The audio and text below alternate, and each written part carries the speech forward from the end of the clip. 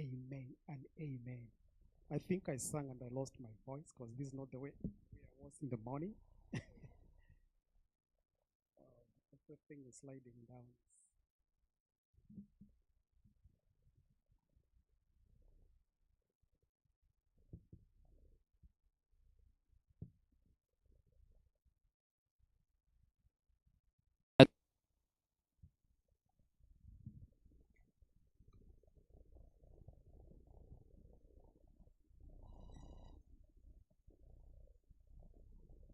Maybe you can help me with the slides that I had.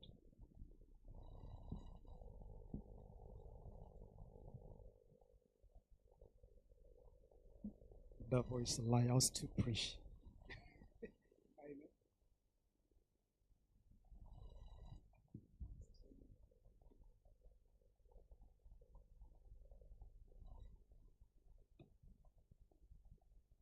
Amen.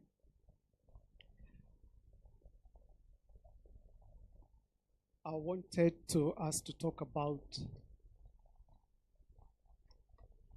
change, embracing change. And I don't mean to make it long. I realize we're supposed to be done by our service by 1:30, I guess. Officially 1 p.m. But I feel like the Lord has got something special for us this morning. And as we talk about embracing change, I want to think of what A.W. Tozer, one of the greatest preachers of our preaching, taught us.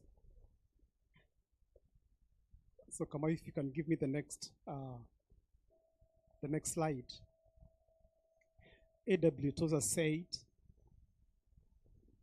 what comes into our minds when we think about God is the most important thing about us. Forget about the other things. If you just think about that one thing, what comes to your mind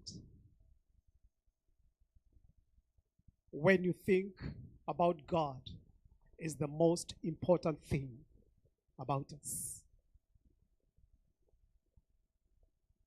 I want you to connect that with change. And as the Spirit had led our sister, Prophetess Lillian, to those two powerful choruses, that there is no other God like our God. He is from everlasting to everlasting. Never mind, I got the slide and I'll give you all the notes. So I want us to think of change. But before we do that, let's see the God who changes not.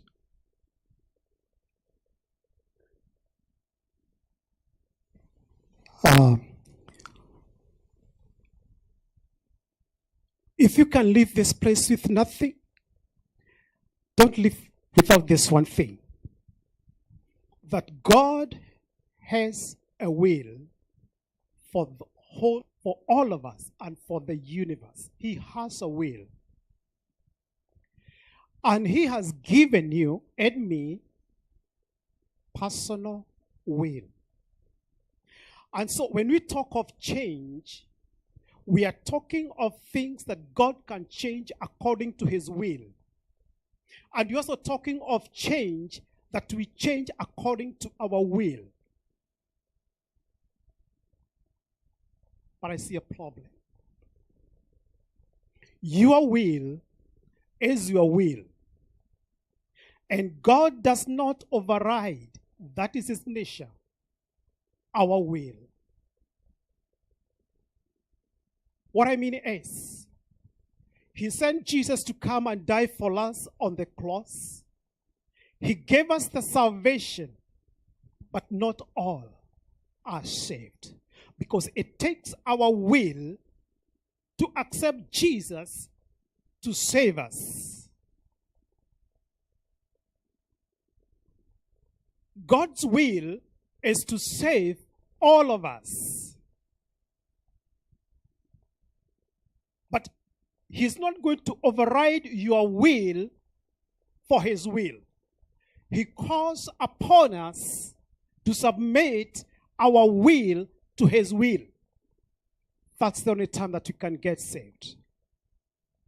I like one of my mentors, Dr. Miles Monroe. He said, the greatest gift that God gave to man, and also the most dangerous gift God gave to us, is the power of human will.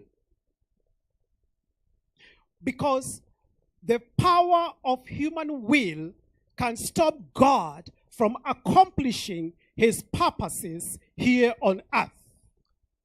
Amen? Don't mind about the distractions. This is what I'm thinking is very important.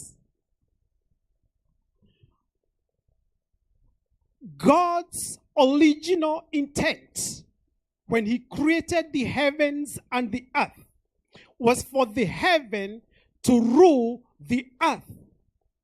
As a matter of fact, Jesus said when He taught His disciples the prayer, let thy will, God in heaven, be done here on earth as it is up there in heaven.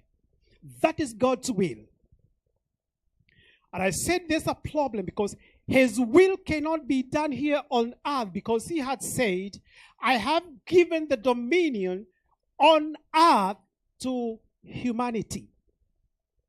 But after the fall, our will kind of tried to override the will of God. But God says in the book of Psalms that His purposes and His will always prevail. So His will is always on top. And I say this a problem because He cannot also override our will. It's a paradox.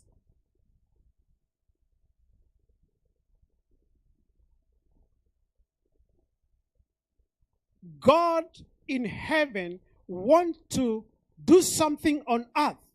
But to do that something, He needs a man. And the man has to make his will the same as God, to submit his will to God's will. Why I'm saying things is because it's very important. Because there are things that we have in our lives that we desire to change. But they will never change if they are not according to the will and purposes of God. Amen? Just hold on to that one. And we see why that's important. It's because God does not change. We change. That's another paradox. But before you leave this place, you will know why God does not change. And you are. You and me change. Amen. Look at me, everybody, and you see, and listen to what I'm saying. We need to know why God does not change. Why is it that there's no other God? Have you ever thought about that? I'll help you. Mr. Kamal, go to slide number 5, please. Kamal, slide number 5. I want to say something that is very, very, very important here.